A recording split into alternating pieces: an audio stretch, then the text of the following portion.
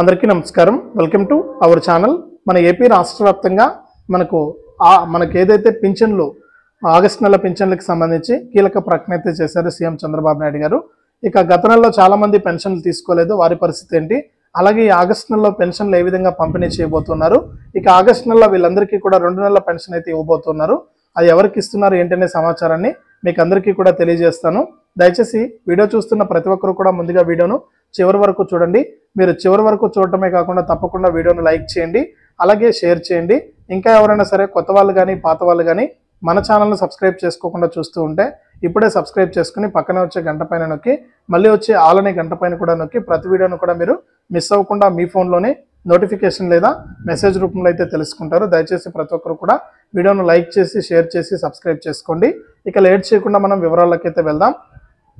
మన ఆంధ్రప్రదేశ్ రాష్ట్ర వ్యాప్తంగా ఉన్నటువంటి పెన్షన్దారులందరికీ కూడా సీఎం చంద్రబాబు నాయుడు గారు ఎన్నికల మేనిఫెస్టోలో పెన్షన్లు పెంచుతామని హామీ ఇచ్చారు.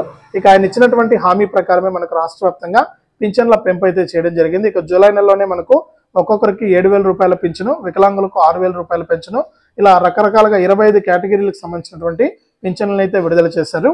ఇక ఈ జూలై నెలలో చాలా మంది పింఛన్లు అయితే తీసుకోలేకపోయారు. ఇక అటువంటి వారందరూ కూడా మనకు ఈ ఆగస్టు నెలలో 2 నెలల పెన్షన్ కూడా ఇవ్వబోతున్నట్లు సమాచారం అయితే ఉంది.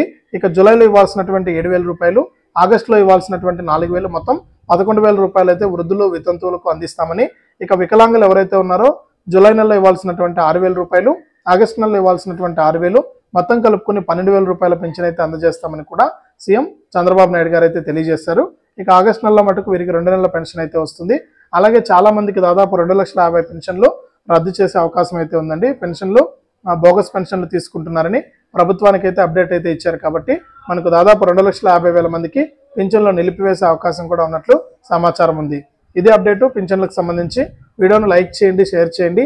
మన ఛానల్ని ఇప్పుడే సబ్స్క్రైబ్ చేసుకుని పక్కనే వచ్చే గంట పైన నొక్కి మళ్ళీ వచ్చే ఆల్ అనే గంట పైన కూడా నొక్కండి.